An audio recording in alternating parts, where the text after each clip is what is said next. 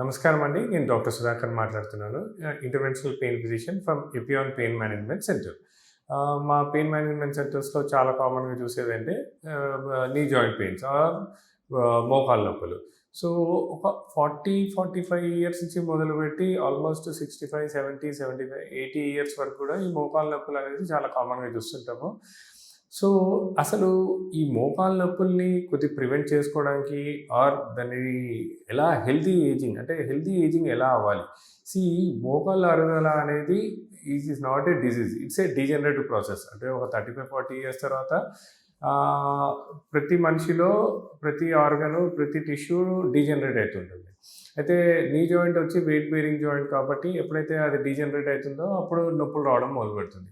So, అసలు ఆ healthy ageing అనే కాన్సెప్ట్‌ని మనము 25, 30 ఇయర్స్ తర్వాతనే డెవలప్ చేసుకోవాలి. అంటే అసలు what is you mean by healthy ageing? అంటే ఒక ఏజ్ వచ్చాక అంటే 35, 40 ఇయర్స్ తర్వాత మనం చేసుకునే రెగ్యులర్ యాక్టివిటీస్‌లో కొద్దిగా మార్పులు చేసుకోవాలి. అంటే ఫస్ట్ థింగ్ అంటే regular activities and then diet and food.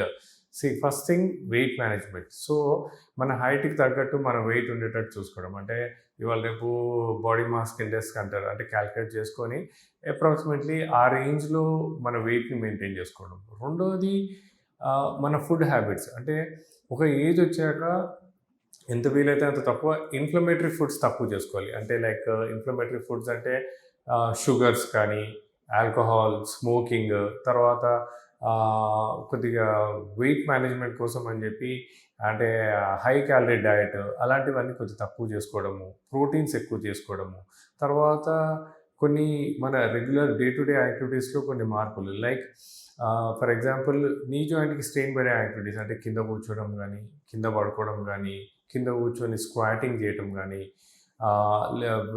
అదేంటి మెట్లు ఎక్కడం కానీ ఆర్ ఎక్కువ దూరం నడవటం కానీ ఇలాంటివన్నీ కొన్ని అవాయిడ్ చేయటం. అంటే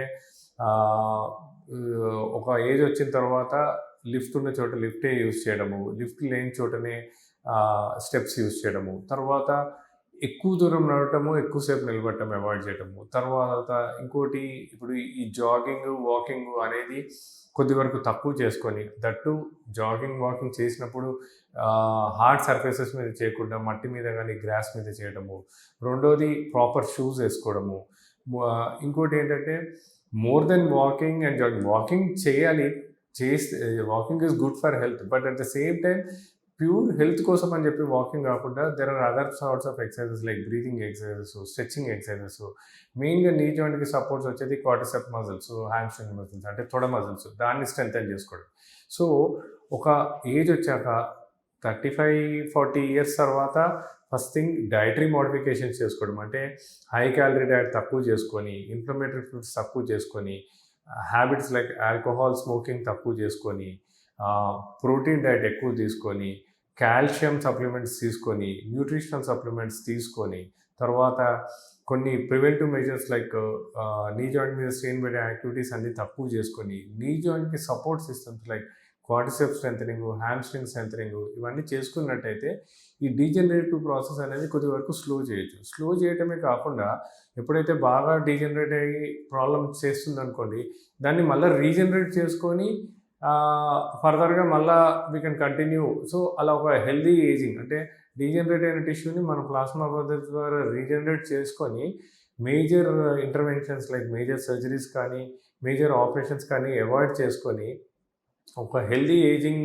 తోటి లైఫ్ని ఒక ప్రొలాంగ్ చేసుకుంటూ ఒక అంటే ఎక్కువ మేజర్ ఇష్యూస్ లేకుండా హెల్దీ ఏజింగ్ తోటి we can continue our life. Thank you.